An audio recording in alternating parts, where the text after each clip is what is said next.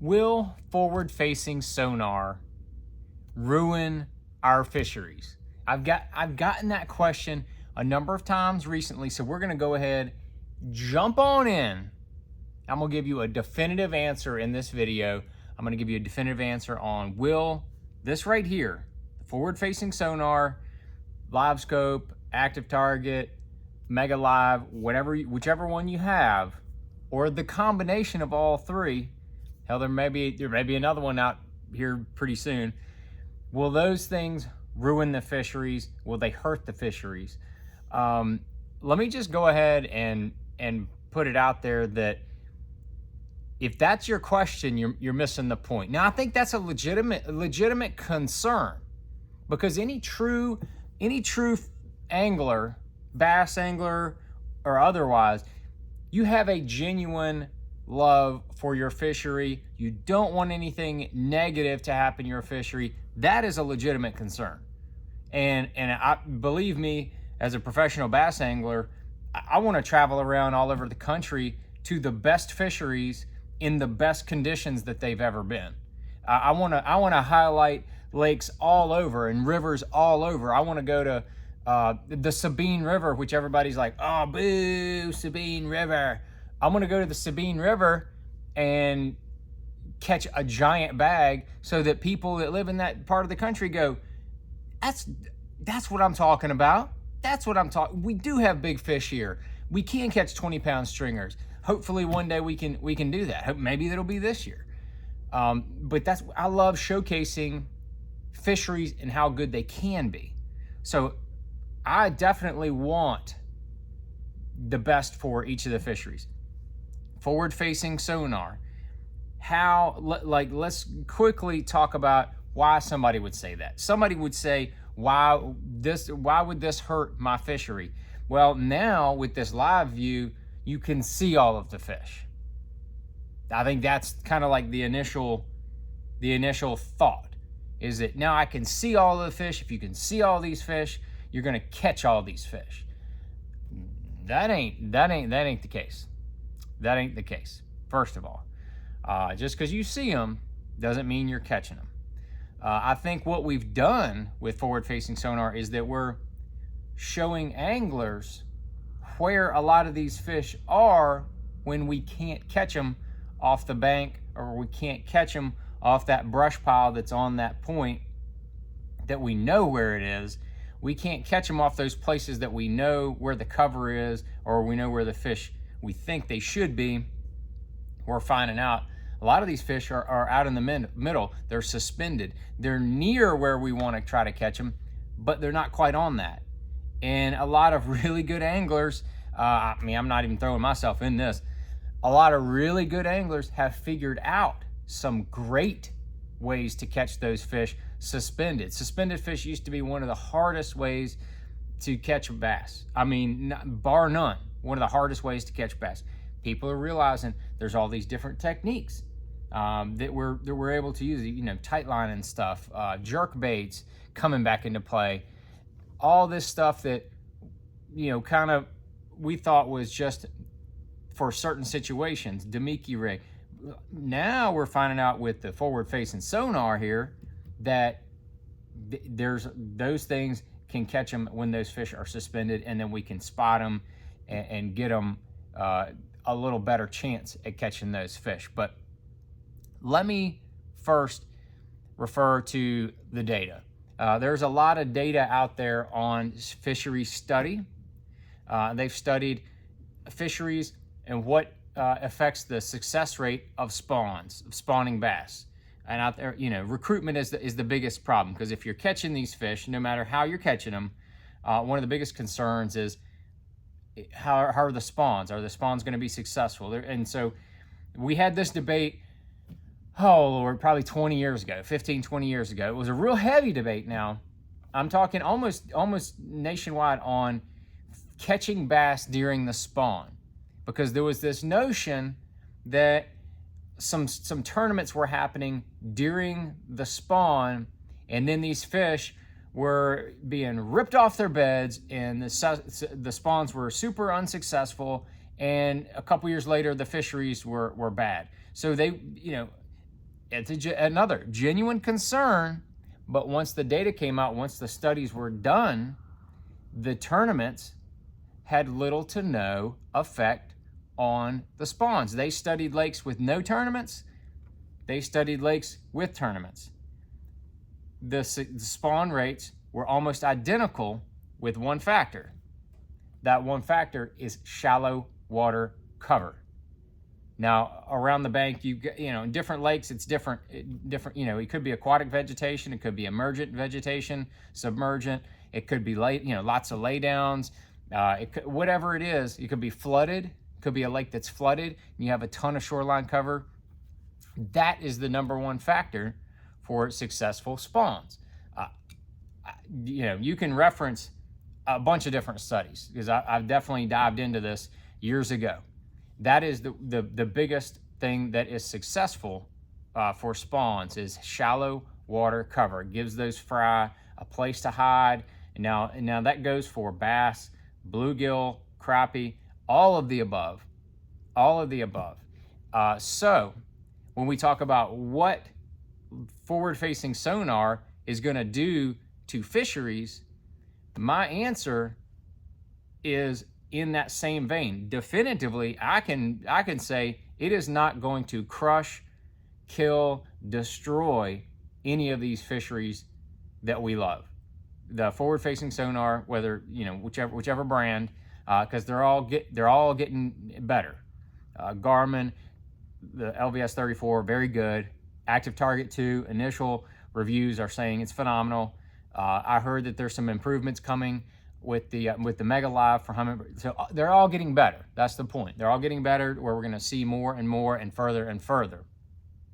But rest assured, that is not going to destroy your fishery, because as long as that fishery has shallow water cover, that is the most important factor.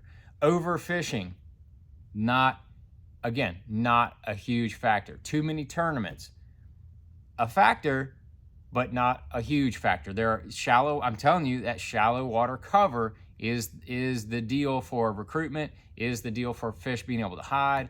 And I'll refer back to some data I've got. 1 acre of grass, submergent vegetation, whether it's milfoil, hydrilla, pondweed, whatever submergent vegetation, eelgrass, that 1 acre can hold 10 times more fish mass in general, bass included, bass, bluegill, crappie, minnows, shad, all of that, called 10 than any other type of cover.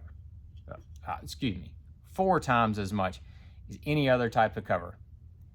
So you have 4 times as many fish in mass in total. You're going to have that.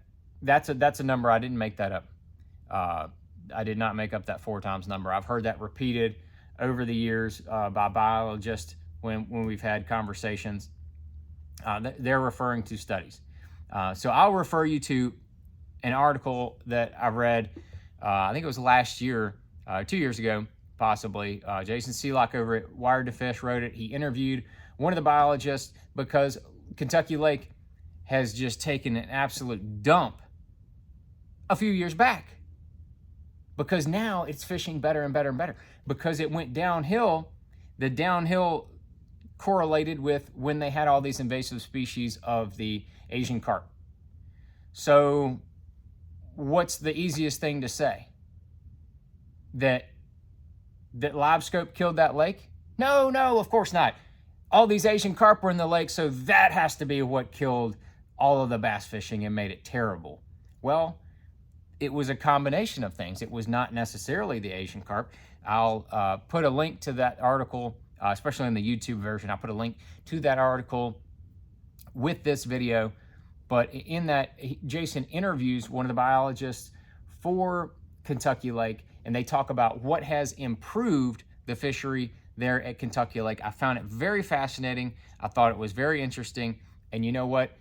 I was only 2 years ago. Livescope was a thing.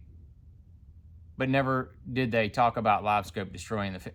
It's not going to happen. And he talks a lot of numbers about how many, based on the entire bass population. and this is important when we're talking about the Livescope thing. The entire bass population numbers, they give specific examples from studies that they've done, the biologists have done, specific examples on how many fish during a year get caught out of the entire bass population. And from what I remember, about 20% of the entire bass population gets caught in a single year. Out of all those fish, about 20% are caught in bass tournaments. So, you're automatically, 1/5 of 1/5. And then the mortality rates with the tournaments. That is another genuine concern. Different subject than Livescope. Another genuine concern. Really, the mortality rates increase significantly during the summertime months. Only a quarter of all of the tournament bass are caught during the warmer weather months.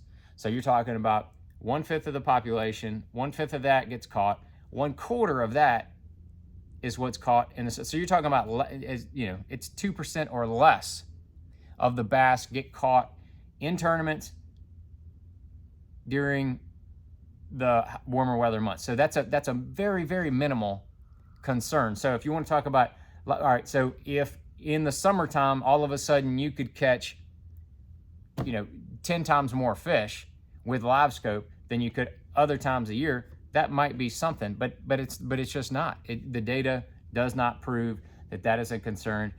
I will tell you, the Livescope has rejuvenated a lot of anglers that have been fishing for a long, long time. I've been fishing professionally for over 20 years. I've been fishing tournaments, for almost 30 years, and I love to fish. But if you do something for 20 to 30 years, you're always looking for something new. Case in point, new lures. New lures. Every time a new lure comes out, every bass fisherman out there is clicking on it and going, is that what's going to be, I'm going to be using this to help me catch another bass, one more bass, 10 more bass, the biggest bass I've ever caught. Can I catch a new PB on this thing? It's instincts, right? So what do you think the Livescope is doing? It is giving a new view, and we're able to study and look at those fish that we're after more and more and more. And this thing, it's not an automatic deal. Like when you turn it on and look at the screen, it doesn't just pop up, this is a bass, this is a crappie, this is a bass, this is a pike, this is a bass, this is a walleye, this is a catfish, this is a carp, there's a ton of fish in the lakes and rivers. Tons. It takes time and skill to understand what is what.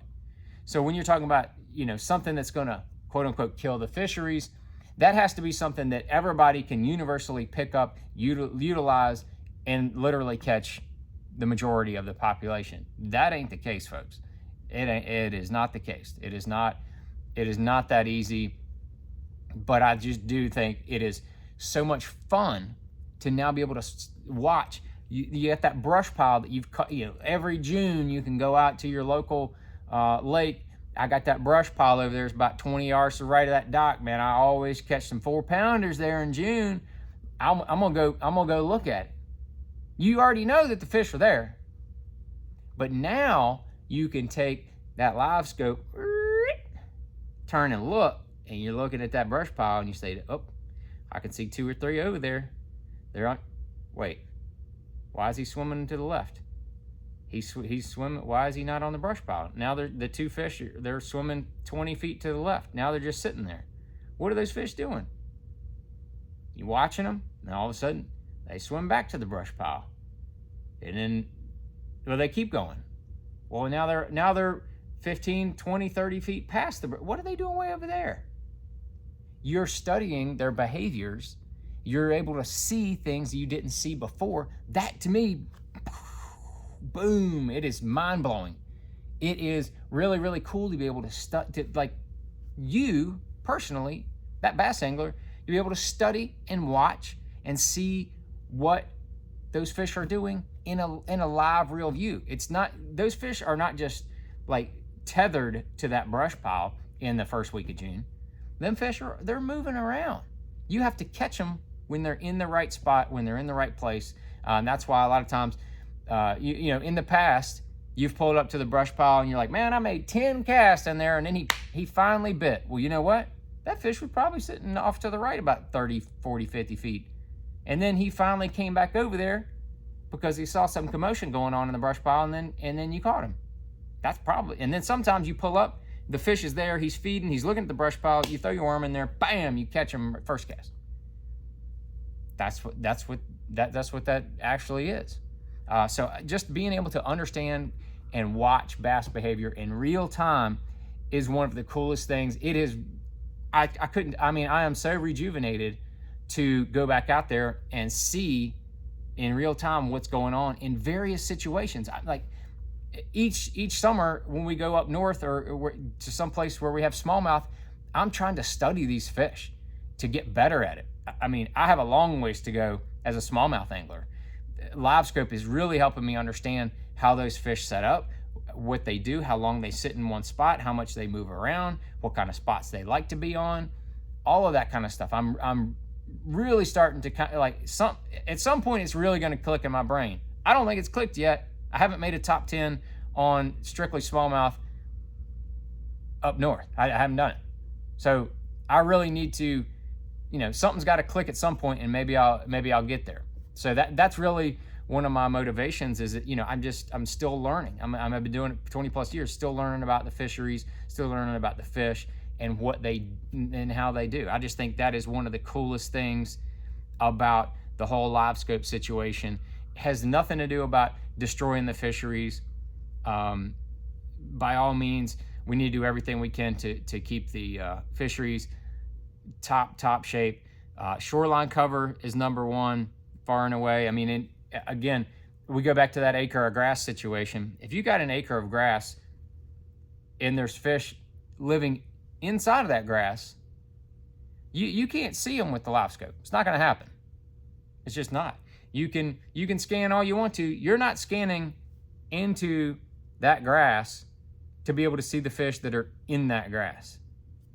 So if you got 1 acre of grass, or if you've got 100 acres of grass, you can just take this thing off your boat, throw it in the trash can if you're trying to catch those fish that are in the grass, because that's where the majority of the population of the fish are when there's a big expanse of grass that's in the right depth. Now, if the fish are around the edges, the fish are off of the grass lines, yes, you can see them with Livescope, absolutely. Those fish are active. You're probably going to catch them anyway, because you're fishing near the grass lines. And so, I took the Livescope and I saw that fish was on the grass line. Well, like, duh, that's where the fish are going to be usually when they're feeding. They're going to be on that grass line using it as a little feeding deal. And so they can try to run those fish up against the grass, or they sit on the edge of the grass and run out and that's where they feed. That's just what they do. So that acre of grass, Livescope is kind of out. I mean, if you have some kind of impenetrable cover that's not grass, same principle applies. So rest assured, folks, I'll just go ahead and definitively say Livescope, active target, Mega Live, not going to destroy our beloved fisheries. And if you have any comments, because I know you do, drop them down there. If you've seen any instances, we're not talking about crappie fishing. People say destroying the crappie fishing too. I would probably say that the same principle is going to apply there. They have number limits on various lakes. The biologists will, if the population numbers start going down, they're going to change the creel limits. The biologists on most every state in the United States, they stay on top of their fisheries. If the populations are starting to go down, they'll change the creel limits to only allow the crappie fish. I think that's really the deal here. So by all means, I think we're going to be all right. So once you get over the sticker shock of the cost of these things, dude, incorporate them into your fishing, and you'll just have a lot more fun and learn a lot more about those bass that we love.